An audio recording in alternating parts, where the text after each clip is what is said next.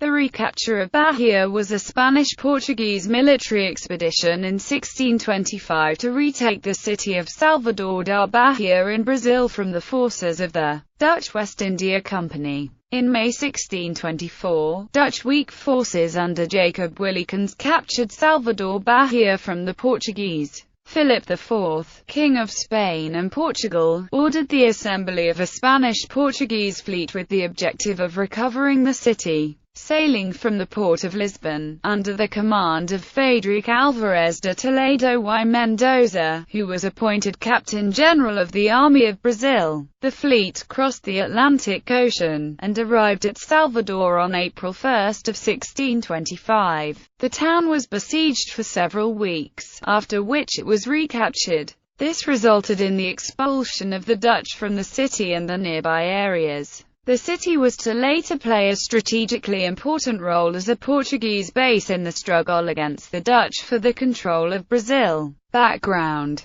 on December 22 of 1623, a Dutch fleet under the command of Admiral Jacob Willikens and Vice Admiral Peter Heine, consisting of 35 ships, of which 13 were owned by the United Provinces, while the rest belonged to the WIC, sailed from Texel carrying 6,500 men en route to Cape Verde, where they arrived after being scattered by a storm. There Willikens was revealed that his objective was the capture of the city of Salvador da Bahia, on the coast of Brazil, in order to use its port as a commercial base to ensure the Dutch trade with the East Indies. In addition, they would control much of the sugar production in the region, as Salvador was a major center of its production in the area. These intentions to invade Brazil were soon reported to the court of Madrid by the Spanish spies in the Netherlands, but Count Duke of Olivares did not give them credit. Campaign. Dutch capture. On May 8, the Dutch fleet appeared off Salvador. The Portuguese governor of Salvador, Diogo de Mendonça Furtado, tried to organize the defense of the town with 3,000 men hastily recruited, mostly Portuguese militia of peasant levies and black slaves, all of them resentful to Spanish rule. The port was protected by sea by two forts: Fort Santo Antonio from the east and Fort São Felipe from the west. Additionally, a 6-gun battery was erected on the beach and the streets were barricaded.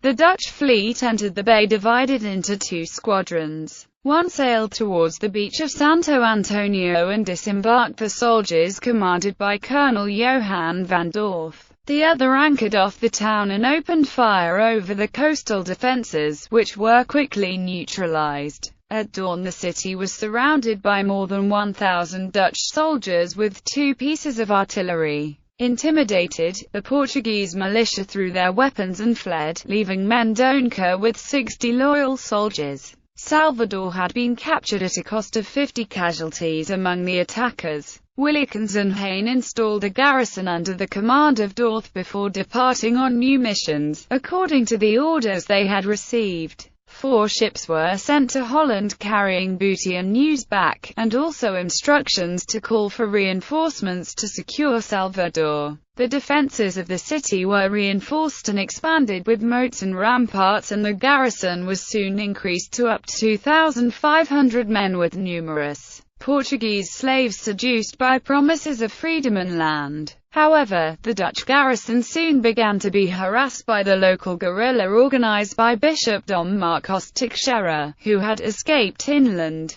He managed to assemble a force of 1,400 Portuguese and 250 Indians auxiliaries, who built fortifications and organized ambushes against the Dutch acting under Woodland. In an attempt to drive off the attackers from the outskirts, Dorth himself was killed, and Miral sagged. He was replaced by Albert Schoutens, who also perished in another ambush, being replaced by his brother Willem. Iberian expedition. When news of the loss of Salvador arrived to Spain in August 1624, Philip IV ordered to assemble a joint Spanish-Portuguese fleet under Admiral Frederic Álvares de Toledo y Mendoza with the mission to retake the city. On November 22, the Portuguese fleet under Manuel de Menezes, with Francisco de Almeida as second-in-command, left Lisbon. It was composed by 22 ships and about 4,000 men.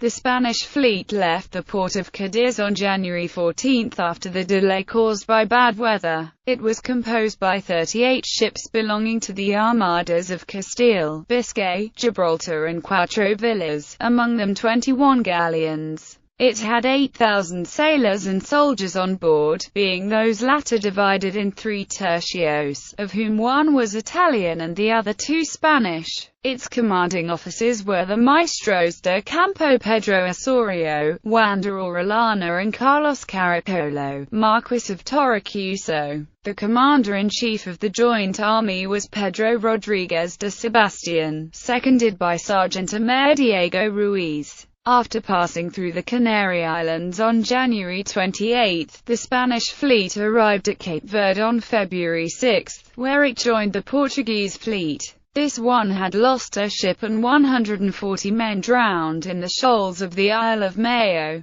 5 days later, after holding a council of war, the joint fleet sailed to Brazil. After waiting for some Portuguese ships delayed by raw seas and 7 caravels under the command of Francisco de Moura sent from Pernambuco, the fleet entered the Bay of Todos os Santos on March 29. Siege Toledo anchored his fleet, forming a huge crescent to prevent the escape of the Dutch ships in the bay. At dawn of the following day, 4,000 soldiers landed at Santo Antonio Beach with food and supplies for 4 days. They joined up with the Portuguese guerrilla and occupied the field above Salvador. The Dutch were forced back within their walls, warping their 18 ships beneath the protection of their batteries. Their strength at that time amounted to 2,000 Dutch, English, French and German soldiers and about 800 black auxiliaries. The quarters of Carmen and San Benito, located both outside the walls, were occupied by the tercios, and a new one, named Las Palmas, was built. Siege warfare ensued, with the artillery firing over the Dutch fortifications from these positions and the pioneers driving saplings toward the Dutch ramparts. The defenders launched several sporadic attacks to obstruct the siege works. During one of these sallies, Maestro de Campo Pedro Osorio and 71 Spanish officers and soldiers were killed and another 64 wounded. Nevertheless, the siege continued.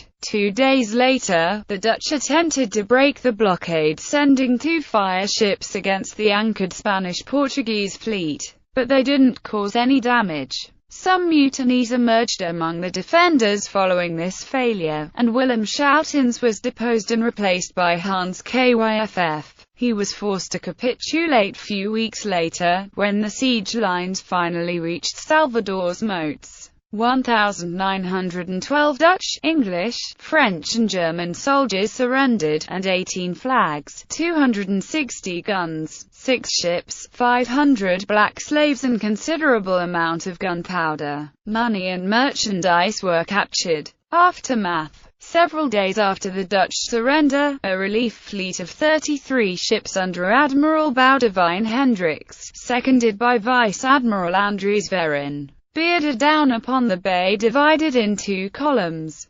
Toledo, who was warned about its arrival, disposed 6 galleons to lure them to a murderous crossfire. However, seeing the large Spanish-Portuguese fleet anchored inside, Hendricks decided to withdraw to open sea. Spanish warships attempted to pursue him, but a galleon ran aground and the chase was abandoned. Hendricks divided his fleet in 3 groups. One of them returned to Holland with the supplies and ammunition for the garrison of Salvador. The other 2 attacked respectively the Spanish, Caribbean colonial town of San Juan de Puerto Rico and the Portuguese African trading post of the castle of Elmina, but were both decisively defeated. Francisco de Moura Rolim, appointed governor of Salvador by Frederic de Toledo, remained in the town with a garrison of 1,000 Portuguese soldiers. During the journey back to Spain, 3 Spanish ships and 9 Portuguese ships sank in storms. Maestro de Campo Juan de Orellana was among the drowned men.